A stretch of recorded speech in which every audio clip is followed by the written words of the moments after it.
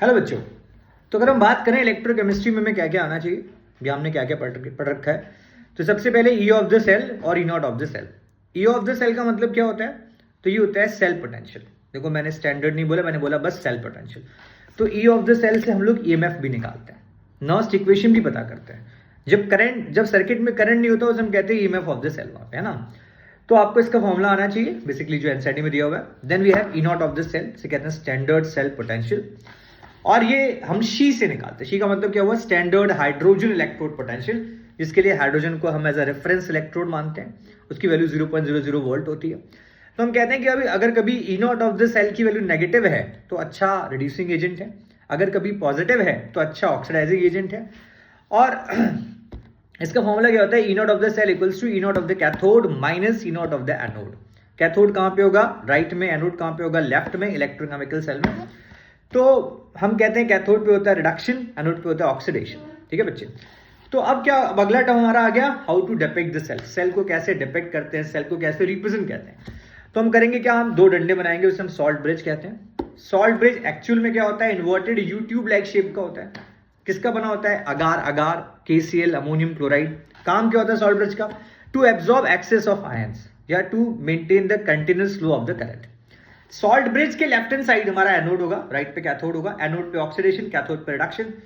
अच्छा, stoichiometric coefficient कभी लिखते नहीं हम, how to depict the cell में ध्यान रखना, या सेल रिप्रेजेंटेशन में।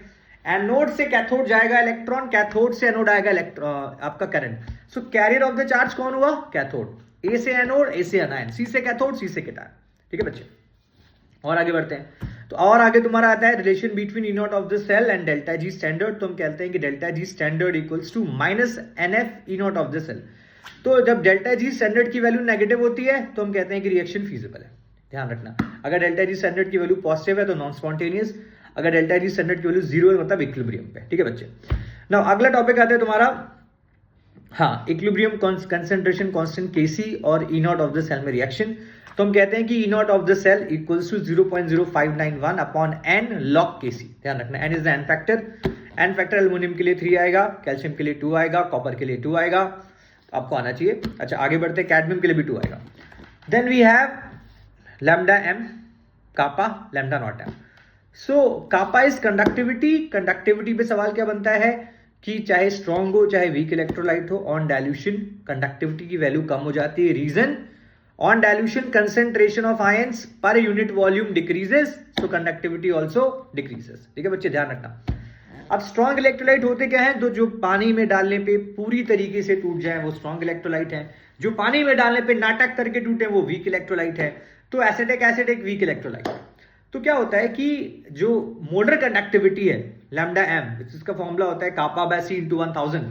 तो लैम्डा m की value on dilution for strong electrolyte gradually बढ़ती है, हौले हौले बढ़ती है। रीजन क्या है कि स्ट्रॉन्ग इलेक्ट्रोलाइट जितना भी टूटना था पानी में डालने पे टूट जाते हैं। अब क्या होता है कि जब तुम और पानी बढ़ाते हो तो उनके बीच के जो अपोजिटली चार्ज पार्टिकल का इंटर अट्रैक्टिव फोर्स है, जो इंटर आयनिक फोर्स है, वो टूटता है। तो हम कहते हैं कि स्ट्रॉन्ग इलेक्ट्रोलाइट के केस में लैम्डा m की वैल्यू ऑन डाइल्यूशन बच्चे बढ़ जाती है। पर अगर बात करें मान लो वीक इलेक्ट्रोलाइट के लिए लैम्डा m की वैल्यू, तो वीक इलेक्ट्रोलाइट तो पानी में डालने पे ही टूटते हैं। तो जब तुम और पानी बढ़ाओगे तो उनका टूटना बढ़ जाएगा। तो हम कहते हैं कि वीक इलेक्ट्रोलाइट के लिए लैम्डा m की वैल्यू स्टीपली बढ़ती है अगर हम डाइल्यूट करते हैं तो। फिर तीसरा चीज हमारा आता है इसमें, कोलरॉश लॉ क्या होता है। देखो क्या होता है कि हम वीक इलेक्ट्रोलाइट कितने हिस्से में टूटा वो निकाल नहीं पाते बड़े आसानी से, तो इसलिए हम एक लॉ का इस्तेमाल करते हैं, उसे हम कहते हैं कोलरॉश लॉ। कोलरॉश लॉ क्या कहता है कि limiting molar conductivity of a weak electrolyte is given by sum of the individual contributions of the cation and the anion. ध्यान रखना, जैसे मान लो लैम्डा नॉट m H2O का लिखना है तो हम क्या लिख सकते हैं? Lambda naught H plus plus lambda naught OH minus. ठीक है बच्चे, तो ये कोलरॉश लॉ हो गया। देन अगले अगर और आगे बढ़े तो आता है कि हम मास या चार्ज कैसे निकालें। तो फॉर्मूला है Q equals to NF for 1 mole, Q equals to IT। ये दो फॉर्मूले का इस्तेमाल हमको करना है। आगे बढ़ते हैं बच्चे। फिर अगला आता है तुम्हारा बैटरीज। बैटरीज में आता है प्राइमरी सेल। प्राइमरी सेल क्या होता है? ऐसी बैटरीज है, ऐसे सेल्स जिसमें अगर एक बार रिएक्शन हो गया, वो कंज्यूम अप हो गई, तो दोबारा रीयूज नहीं कर सकते। Example Leclanche cell, galvanic cell, Daniell cell. Then we have secondary cell. अच्छा एक बात और ध्यान रखना, वो जो सुन नहीं पाते ना, हियरिंग एड्स, मर्करी सेल, वो भी प्राइमरी बैटरी में आता है, सबको आना चाहिए। मर्करी सेल में सेल पोटेंशियल हमेशा कांस्टेंट रहता है। उसका रीजन क्या है कि उसमें आयंस यूज अप नहीं होते, ध्यान रखना, ठीक है।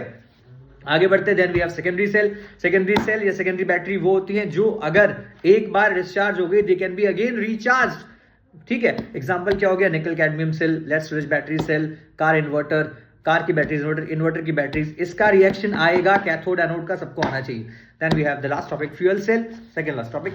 फ्यूल सेल में क्या होता है, फ्यूल सेल कहता है कि those galvanic cells which are specially designed to convert chemical energy into electrical energy is known as fuel cell. अच्छा, फ्यूल सेल में हम क्या यूज करते हैं, मीथेन, मिथेनॉल, H2O, H2O2।